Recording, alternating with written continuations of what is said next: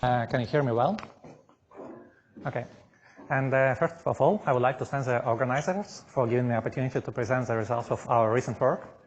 And as said, I will speak about the triangular lattice antiferromagnets. And I think in this audience it's not really needed, but first of all, I would like to give a brief introduction, like why this problem is in general is interesting. And the reason comes from the general science, and as we all know, the triangular lattice is probably the easiest model for the frustration in 2 dimensions. And here's a standard picture which you have seen for multiple times, like if we put the 3 spins, if you have a triangle and we put 2 spins, one up, one down, we couple them antiferromagnetically, then the third one doesn't know where to point to, and it's in case of if spins can only point up or down, it corresponds to the Heisenberg model, and we have a massive degeneracy of the ground state.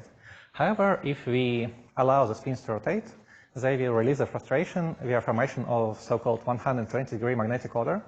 And this fact was established quite a long time ago for the classical spins. The classical means the spin is much larger than 1/2. However, if we go to the ultimate quantum case, there was a quite radical proposal by Phil Anderson, who suggests that probably the ground state in that case would be not the magnetically ordered state, but rather the state where every pair of spin form a magnetic singlet. And the singlet by itself is non-magnetic, and therefore the whole ground state will be non-magnetic, and it's a so-called RVB state, which is quite interesting to observe. However, it turned out that for the pure Heisenberg model with only nearest neighbor interaction, this proposal was not realized, and there is still a magnetic order, though it's weak with a quite reduced ordered moment. However, even though this model is like super simple, there's still quite a big disagreement. And here I show a table from the work recent PRB of Lee, where they summarize the different attempts to calculate the ground state energy and the ordered moment of this model. And you can see, especially concerning the ordered moment, how much the results change if we, depending on like which exact method do we choose to calculate the ordered moment. Okay. However, like even though this scenario of this quantum spin liquid is not realized for the pure J1 model, if you introduce J2, the next nearest neighbor interaction, it turns out that it's possible to realize the quantum spin liquid state.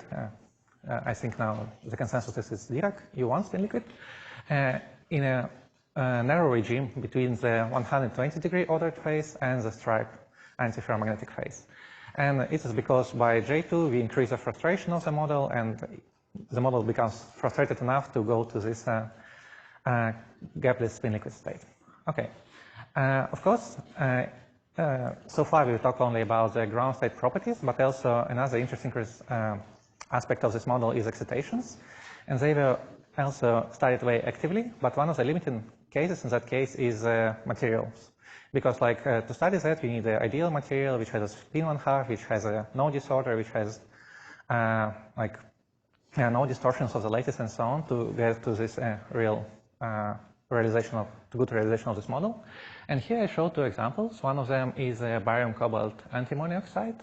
It is a material with a weak easy plane type of anisotropy, and it shows very massive continua of intensity, like above what is believed to be 1 micromoles. And also, there's another example of the lafosite family. And in particular, here I show the results for the potassium terbium selenium oxide, where again, massive excitations were found close to the K point of Brillouin zone. And they were discussed in terms of deconfined spin on quasi-particles. Okay. But both of those materials, they do show magnetic order, and therefore they stay on the ordered side of this phase diagram with J1, J2. Oh. Okay, but probably one of the recent examples searching for this realization of spin liquids is another terbium-based material with a zinc gallium oxide, and where experimentally it was observed, a massive continua of excitations. And it's important to mention that those continuums, they propagate all the way from M to K point on the border of Brillouin zone. And it seems to be a very good verification for this gapless spin liquid scenario, because we have in 120-degree ordered state, we should have massive magnons at the K point of Brillouin zone. In the stripe IFM phase, we should have magnons at the M point of Brillouin zone. And like in between of them, if you have J1, J2, according to the theory, we should have this continua propagating on the boundary of the Brillouin zone. And this seems to be observed in the experiment. Okay, but so far we talk only about the properties at zero magnetic field. A finite magnetic field physics is also interesting, and it was studied in multiple different works. And here I show the magnetization curve calculated in a work by Chubukov. And as you know, and as we already discussed, at zero field we have 120-degree ordered state. And if we apply a little bit of magnetic field, we go to the Y phase, where two spins point towards the direction of magnetic field, one stays opposite to them. Then there would be a magnetization plateau. It's a famous M/3 plateau between H1 and H2. Then going to even higher magnetic field, we get to the so-called V phase, because two spins again point parallel and one anti-parallel to them. And finally, we reach the saturation. And here I wrote some comments, and it's sort of status of what is known about this spin dynamics within those phases. And for the zero field, there is like a lot of data and a lot of different theory approaches how to target this problem. However, usually it's fairly difficult to quantify the exchange interactions. And that is because like your excitations usually represent a broad continua in most of the case, in many cases. And then like how do you fit those continua, and you cannot do it like using linear spin-wave theory usually, and then it gets fairly difficult to estimate like what exactly are your exchange interactions. Then the plateau seems to be reasonably well understood, and the excitations in that case are quite classical, and then they can be described using nonlinear spin-wave theories. I will show a bit later. But for the Y phase and V phase, there is not so much information actually known. Moreover, there is another phase, which is a saturated phase, and it seems to be trivial because we have a standard ferromagnetic ground state.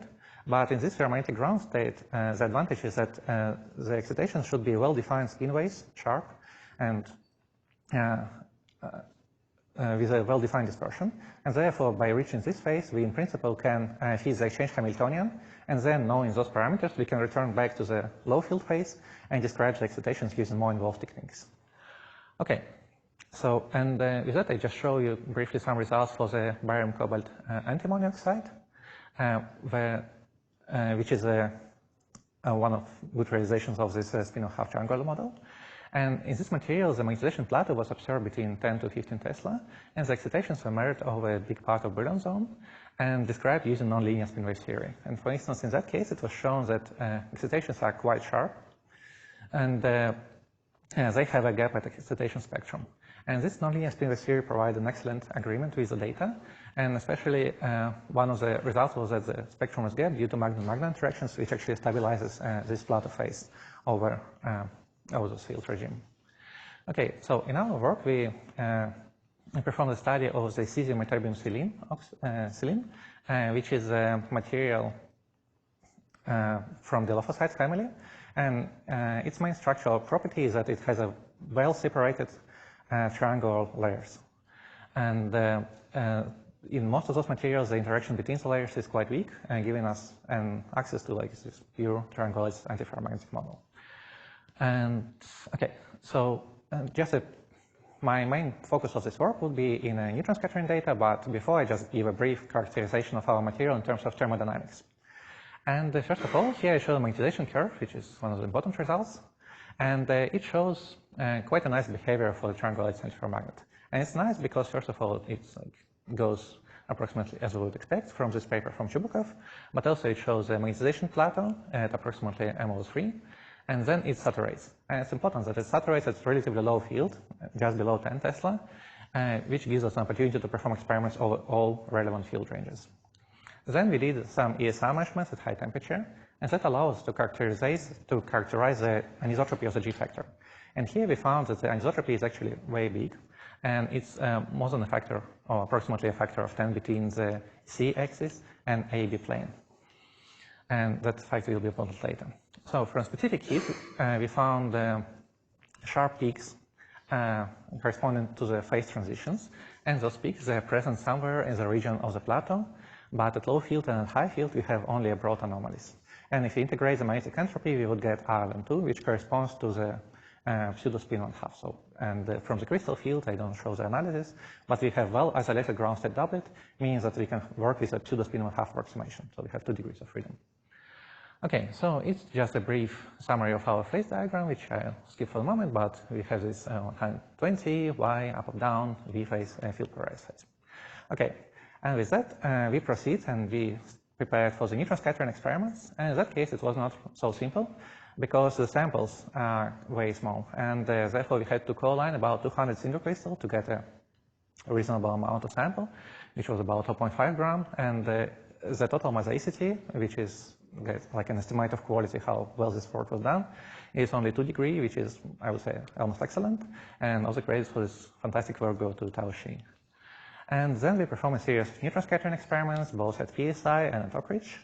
And for the calculations of dynamical structure factor, we use the MPS technique. And I'll just show some details because I find it quite interesting method. So first of all, in this method, we calculate the ground state on a big cylinder. So it's a finite cluster method. We have a cylinder, we calculate the ground state, and here the color represents the direction of the spin with respect to magnetic field. Then we flip one spin somewhere in the center of this cluster, and we measure the evolution of the, like the propagation of the magnons and magnetic excitations in real space and real time. So here, the x-axis corresponds to the time, and y-axis shows the direction along the cylinder, like this direction. And then we take a double Fourier transform to convert it to a dynamical structure factors and coordinate of energy and wave vector. Okay, so this was our methodology, how we did the work, and now I start presenting our results. And first of all, I show the neutron scattering diffraction data at 0 field and at 4 Tesla. And you can see that even at 0 field, we have a very weak magnetic break peaks, which can be difficult to see on this color map. But if we took the cuts along HH1 direction, you find that actually we see some signal, it's a 0 field, which gets way more massive if you go to the 4 Tesla. So if we try to estimate the ordered moment, so we can do the proper refinement, but the ordered moment seems to be only 6% of the fully trackable multiplet, but still there is magnetic order, like almost long range. And the signal disappears below our detection limit at approximately 0.3 Kelvin, although like we couldn't find and detect the phase transition, for instance, in our specific heat data. And we conclude that it's most likely the short-range magnetic order within the AV planes. Then we apply the magnetic field, and first of all, I show how the ferromagnetic component of bulk magnetization of our sample behaves. And I compare the 0 field and 11 Tesla data. You can see quite a massive enhancement of the break peak because of formation of this ferromagnetic component. And if you plot the intensity of this peak in absolute units versus the magnetization data, you can see a very nice agreement. Okay. However, very different behavior was observed for the antiferromagnetic break peak, of course, as expected.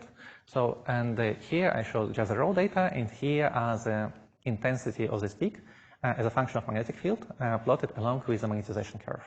And what you can see is that first of all, this peak just drops a little bit down in intensity, then strongly rises up, and it reaches its maximal value and stays at the constant position within the range of the plateau phase from here to here.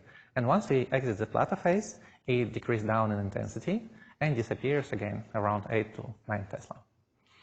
Okay, and it's worth noting that even though it has this nice peak, and it's relatively sharp along the HH direction, it remains very broad all the way at all magnetic fields along the L axis, meaning that we have only short-range correlations along the C axis at all relevant fields. And it's maybe 2 to 3 lattice spacings. Okay, so as a next step, we went to the high field regime. So we went to the field polarized phase, and we find a nice dispersion curve. So probably it doesn't look that nice, but here's the one sharp magnum mode, which we can fit using the linear spin-wave theory. So that's what we did. And we did the fitting using the XZ Hamiltonian plus J2. And we found, to our big surprise, that the exchange interactions is isotropic within the precision of our measurements. And in addition, we have finite J2, which is approximately 3% of J1.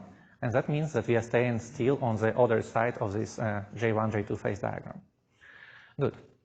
And just another verification of the Heisenberg nature of this Hamiltonian, it is a plot of the data at the gamma point. So it's a cut over here at different magnetic fields. And you can see a straight line which corresponds to the precision mode of the magnetic moments, which is the well-known properties of this Heisenberg model.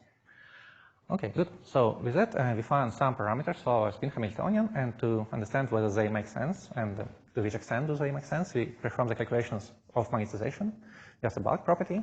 And we did it using finite clustered MRG again. And here you see the results. And in principle, the agreement looks not so bad.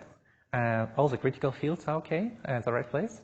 And the main disagreement comes from the fact that we have some shift in absolute values. And I think it's related to the uncertainty during the magnetization measurements because the sample was really tiny in our case. But in principle, the agreement is quite okay. And so we can proceed and start calculation of our dynamical structure factor in that case. Okay, so here I show the main results of our work, and it's comparison between our neutron scattering data and MRG data, MPS data. And first of all, I would like to just present the way how we did the measurements. And here I show the Brillouin zone of our sample. It's a hexagonal sample, so we have this hexagonal Brillouin zone, and we did the measurements along this path, which is gamma XKM, path of the Brillouin zone. And the magnetic field was applied along minus KK direction, so it was in plane field. And then I will show two arrows which correspond to the magnetic fields at which those plots were taken. And on the left side, I show the neutron scattering data, and on the right side are our calculations. And also our calculations contain like two pieces of information. The color plot is MPS data, and the orange lines are linear spin wave theory calculations. And first of all, at zero field, you can see that our data show a massive continuum peak to the K point of Brillouin zone, like propagating left and right, and which stays in a reasonably good agreement with MPS data, even though the MPS show gapped excitation. And but I think our calculation in that case was not fully converged because it's the state when we have the most entanglement, and therefore we have to use the biggest. We have to use the most serious calculation with the biggest bond dimensions, and I think we don't have such a good agreement here, but for all the other fields it will be somehow better. And it also in a rare, some agreement with linear spin wave theory calculations showing that we have a signal somewhere here propagating both directions. So going to 2 Tesla, our signal splits into two modes. One of them is a gapless mode at zero field, or here, another is a gapped mode at this position. And we also start seeing some signal at the gamma point of Brillouin zone. So, but also at all those fields, the signal mostly represents, mostly looks like a very, very broad continua with a finite lifetime, of magnetic excitations. Going to high fields, we enter the plateau phase, and within the plateau, we see a qualitative modification of the spectrum. And this modification consists, is seen as a formation of a sharp magnet modes, or here and here, and also formation of additional continua at a bit higher energies, which is again in a very good agreement with results of MPS calculations, while the linear spin wave theory sometimes provide a fairly good agreement, but in some places it's completely off. But it's also understandable because the magnetization plateau is not the ground state of this model, and we have to introduce some additional terms to stabilize this plateau. So for 3 Tesla, it's sort of fine, but for 4 Tesla, we're already above the plateau, so agreement is not so good for the spin wave theory. Okay, going to even higher field, we exit the plateau, and immediately we see another qualitative modification. And this is the decay of this magnet mode, which was very sharp over here, as you can see. But once we go to the 5, instead of this sharp mode, we see a very, very broad and spread feature within the V phase, while 2 resonances remain fairly sharp, and those are the resonances at the K point and the gamma point of Brillouin zone, plus additional mode at lower energy. Going to higher field, just below the saturation, it is 8 Tesla. All our signal consists only of these 2 resonances, here and here, with a bit of this downward going dispersion. And to understand why we have so little of the signal, we can look on our MPS data, and you can see that the majority of spectral waves should be concentrated at lower energy, close to the K point, where our data are contaminated by elastic scattering. Okay, so with that we provide a complete spectral data for all relevant field regimes. But in addition, we can also apply some tricks and try to disentangle different components of the structural factors. And this is some methods. We call it pure man polarization analysis. And the reason is the following. So usually to disentangle different components of structure factor, you have to do the polarized neutron scattering experiments, which are very expensive in terms of flux, because we lose a lot of flux and we have to do measurements for quite a long time. But here, just by considering the neutron scattering cross-section, we can isolate some components of the structure factor. And we do it in the following way. So usually when you measure the intensity, it is proportional to the form factor times 3 components of dynamical structure factors, which are weights by G factors and polarization factor of neutron scattering. In our case, usually I show you the data taken along HH3 path, and in that case we actually sample only 2 components. And that is because one of the G factors in our case is quite small, and therefore the SYY component is irrelevant for us. However, if we do the cut along this direction, along the violet one, polarization factor ensures that another component also goes to 0. And therefore, what we are left with is only SZ component of structure factor. And this SZ component gets really important when we go to the Plato phase. Because for the Plato phase, this component corresponds to the longitudinal modulation of the spins. And that's the place where 2 magnon continuum should appear and all these 2 magnon excitations are expected to be. And here I show the spectrum of what did we measure and what did we calculate for the SZ component. And you can see that it consists of this broad continua, and such as what we associate with the 2 magnon continua. But also there is another sharp low energy resonance mode. And to understand the nature of this mode, we perform some additional calculations. And here I show just a simple cartoon of the triangle lattice antiferromagnet within the Plato phase. So blue spins are pointed along the field, red spins opposite to the field. Okay. So we can create 2 kinds of excitations. One of those is, so I assume we have a local picture, so we can flip the spins on different sides. And we can create the flip within the red sublattice or within the blue sublattice. Okay. And then when we do these 2 magnon excitations, usually we create 2 magnons at the same time. And because we also want to conserve, we want to have the spin delta S equals 0, we flip the spins in opposite directions. And here I show that we have, in principle, 2 different opportunities. We either can flip the spins on near point side, and if we assume that the spins are Ising, it will give us the cost of flip in 2J. And it's actually field independent because we flip 2 spins at the same time, so it doesn't change the, so the magnetic field will cancel out in the Hamiltonian. Or we can flip the spins far from each other. And in that case, we get energy cost of 3J, which will create us 2 different bands.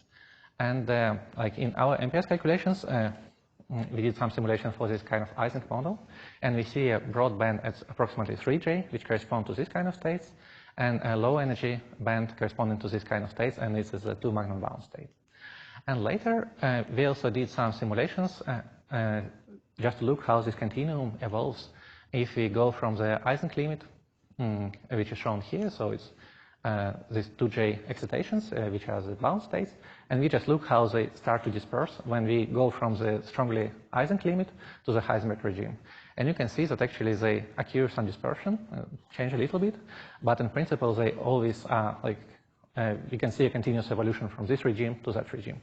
Means that our sharp low energy mode corresponds to the 2 magnon bound state within the Plato phase. Okay. So what did we learn with this work? So I think our main result is that we were able to provide the neutron scattering data and MPS calculations, which show the dynamical structure factor or dynamical response of the triangle lattice Heisenberg model at all relevant fields.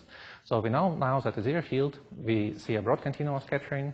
Going to Y phase, it's slightly splits, but remains quite broad in energy. Within the Plato, we have a sharp spin waves, which was already known, but also we identify formation of the magnon bound states. And then going to the V phase, we see strong magnon decay and transfer spectral waves from K to gamma point. And as a ferromagnetic phase, we have a classical spin wave excitations. And just a short take-home summary. So I think triangle lattice is quite fun. So and there are like many interesting physics going on in this field. So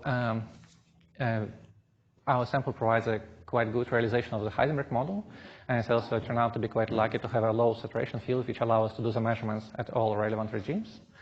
And finally, I didn't have time to discuss much, but also if you replace the rare earths, you can obtain a very different physics. So for instance, so here all the physics is dictated by Heisenberg type of exchange interactions, meaning there is no exchange anisotropy. But if you put the cerium instead of ytterbium, you would get a very massive anisotropy of exchange interactions with bond-dependent terms, and they will provide you completely different kind of physics. They will change the ground state from 120 degrees to the stripe-ordered phase, and we found a lot of interesting physics going on this regime, and I will be happy to discuss this part if you are interested in. So thank you for your attention.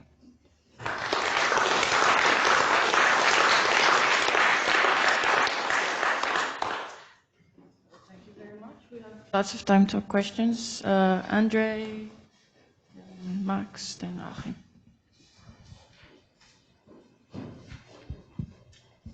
Thanks. I have a probably very simple question. You spent some time talking about two magnet-bound states in a Plateau phase. What about single magnet states? You showed the picture, and it was low energy mode. Yeah. Can you detect the gap of this mode? And can you see whether the gap really closes at endpoints of Plateau? Or it's too much to ask? I think it's quite hard to say. So our resolution is limited by maybe 0.15 MeV. Mm-hmm. And this gap seems to be just below this value. So here's the data, for instance, for the 4 Tesla. You can see that in principle, it's just about right to try to resolve this gap, but it's not easy. And also we have a breakpeak at the exact same position. So yeah. And also very quickly, when you show the difference between JZZ and J in the plane, if I understand correctly, the difference was extremely small. You mean between... When you said that it's XXZ model. Yeah, right. What's the accuracy? What's the error bars on the data? Okay. The error bars are small. Just let me quickly go there. Yeah. Wow.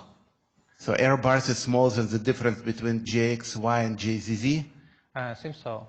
So what we did, we take this dispersion curve, we make a multiple cuts at different Q points, and then we extract the dispersion as it goes, and then we just did the fitting using standard equations with linear spin wave theory, and that was like the plots for the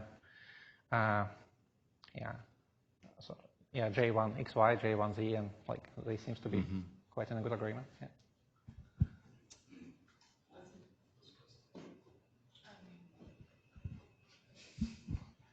Yeah, thank you for a wonderful talk. I just want to know, there are several touching points of bands in the magnon structure, especially on the plateaus.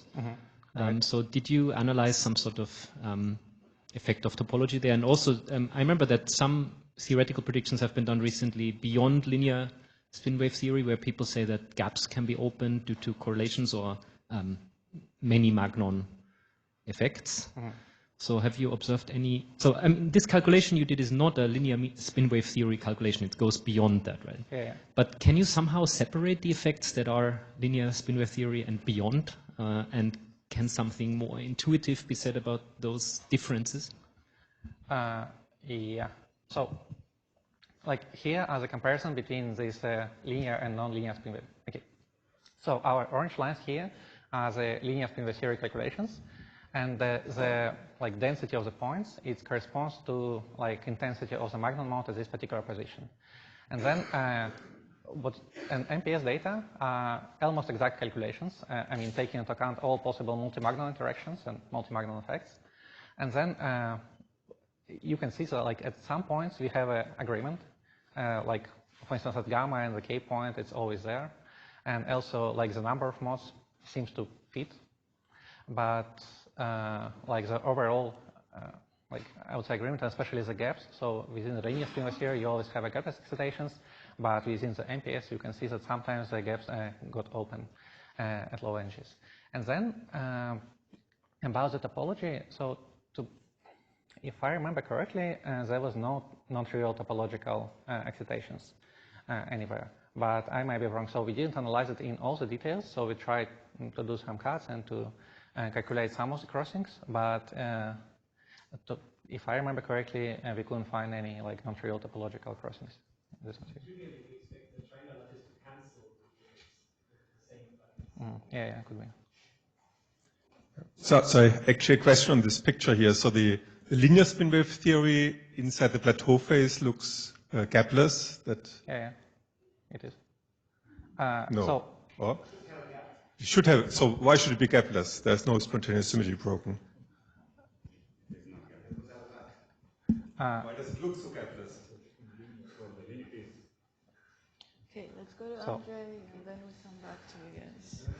So if I understand correctly, the plateau phase is not the ground state. So the plateau is only one point on the magnetization curve. within the linear spin wave theory. And you need to add additional terms like, I don't know, like force spin interactions to stabilize this plateau, right? And in our case, we just take pure Heisenberg model J1, J2, and we calculated it, and there is like, the plateau is like a single point on the magnetization curve, and it's all the way gapless. That's not magnetic field curve, yeah? So the plateau is magnetic field, and there should be a gap inside. But within the linear spin wave theory, there is no plateau. But then there is no plateau. Yeah, that's right. Not get plateau, you need to go beyond linear spin wave theory, that we immediately have gaps that close up. Yeah, that's exactly right. That's exactly right. But what we did here, we did just a simple linear spin wave theory without this plateau state, right? Like the simplest version. Of course, like you can do beyond that, and then you get this plateau, and I think you would get a better agreement. And that, I think, what was done in the work of Christian Battista, when they did this non-linear spin wave theory, they stabilized the plateau, and they were able to show, like let me go back. They did it first. We only applied one component. Okay. You are talking to the guys who did it. Yeah. So, for instance, here, so you can see that if you do the linear spin wave theory, you get this gapless state, and if you do non-linear spin wave theory, you get the gaps within the plateau.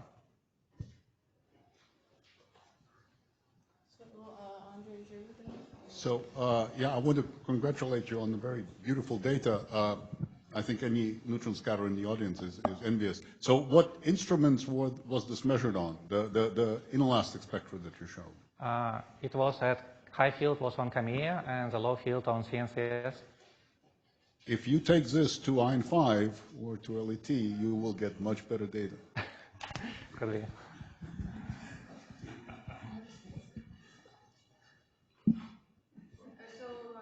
Okay. So I might have missed it. So what did you use to stabilize the plateau in your calculations? So in MPS, they are stabilized automatically because it's like sort of exact calculations, but with linear spin wave theory, we did nothing. So there is no plateau in our theory for linear spin wave theory. I thought you mentioned that you added some terms to stabilize the plateau. No. No? Okay. I mean, one can add, but we didn't. Yeah. So, okay, I have two small questions and then a comment. So the question is, so can you extract magnitude of magnetic moment inside the plateau and compare it how, well, you know, in principle everywhere, but in particular, say plateau? So say something about that. I think we didn't do that, but in principle it should be possible. One of the problems is that we don't have a well-defined break peaks. So our break peaks are quite broad along the L direction, so we have to like do some kind of integration along this axis. So yeah, in principle we can do. So what we can say is much larger, but the exact number we didn't take. And then just to get to understand the statement, so in MPS calculation, the two spin bound state is gapless. No, it's gapped. Is gapped. Yeah, just let me show again. Yeah, it has a small gap. Okay, and okay, so it's lowest energy excitation, but always gapped. Mm-hmm. Yeah, okay, yeah, and then as a brief comment, which already was answered, I think, by Stanislav.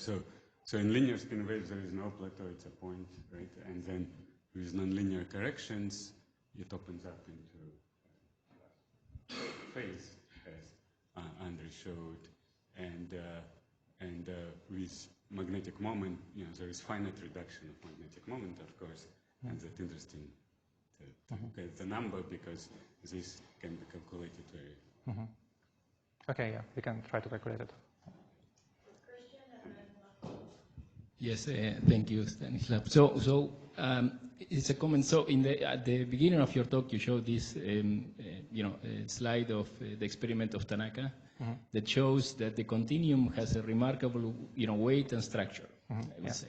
So, and that is what spin wave theory typically cannot reproduce, at least for that material. So, what about this material? So, you showed the comparison of the dispersion, the magnon dispersion, but what about the continuum? It seems like your MPS calculations and the experiment show way more continuum than what spin wave theory is predicting.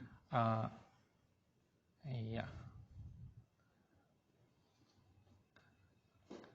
Okay, so in our case, it's like the question like what do we call the continuum?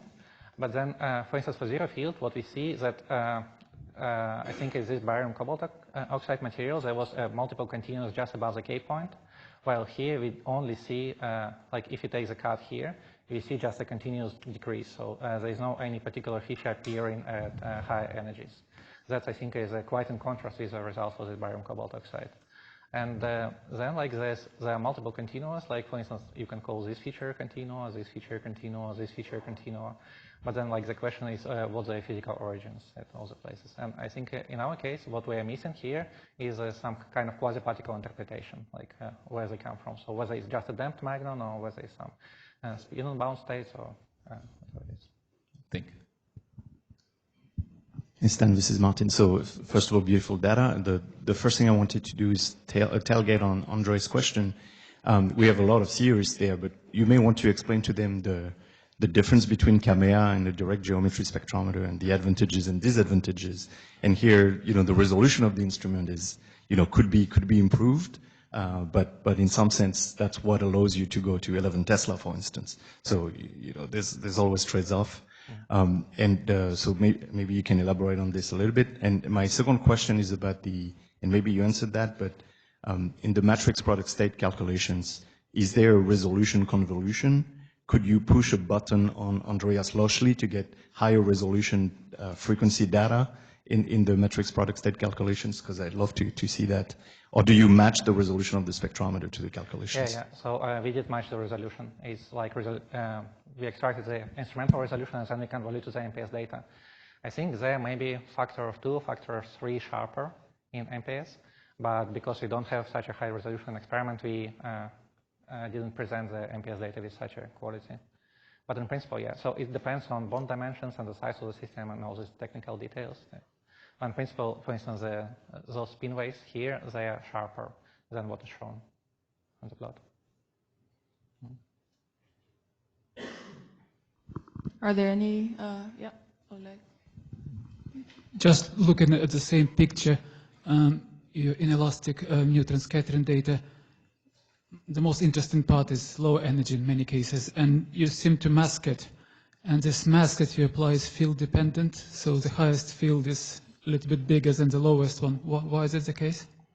Okay, that is because the data up to 5 Tesla were taken on CNCS with a better resolution, and 8 and 11 Tesla on CAMEA with a poorer resolution in energy. Yeah, but then, okay, on CNCS we were able to go only up to 5 Tesla, and then on CAMEA a bit higher. Other questions? Max?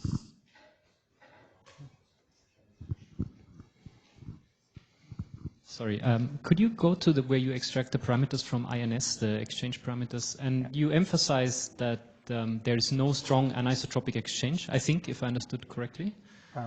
And yeah.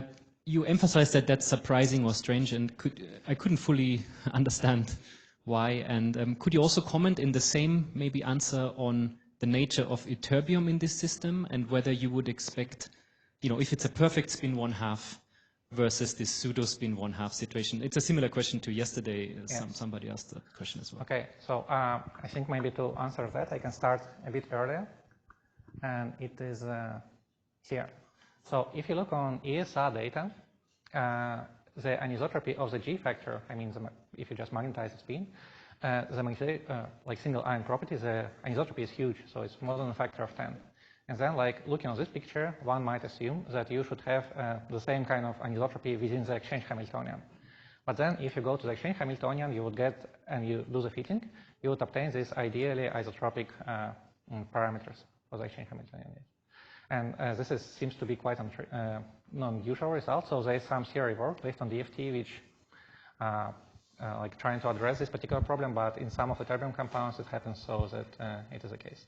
But then going to the second question, so what is the difference between pseudo spin 1/2 and real spin 1/2? I think in this particular case, in many of those delphosides, we have a very strong one flag contribution, meaning that the upper states, they get involved to the lower state, and this effect gets especially big if you apply a magnetic field out of plane. And that was a particular reason why we did all our study with the in-plane magnetic field. but also because we have strong monetization isotropy, which will torque the sample, but also because we want to avoid this one flag contribution, which will influence our data. I see. So as long as we stay in the ground state doublet, we are fine, basically. Yeah, for this symmetry, yes. Yeah, just a comment about this question that's come up a few times about the isotropic exchange. At least theoretically, if you go and calculate the exchange for this sort of edge-shared geometry that you have in this compound, it does come out to be actually almost perfectly isotropic, almost independent of the G factors. So at least it is, I'd agree it's surprising, but at least theoretically it's maybe a little less surprising. Okay. Any other questions? Okay, if not, let's move to the next talk. And before that, thanks, Stanislav, again.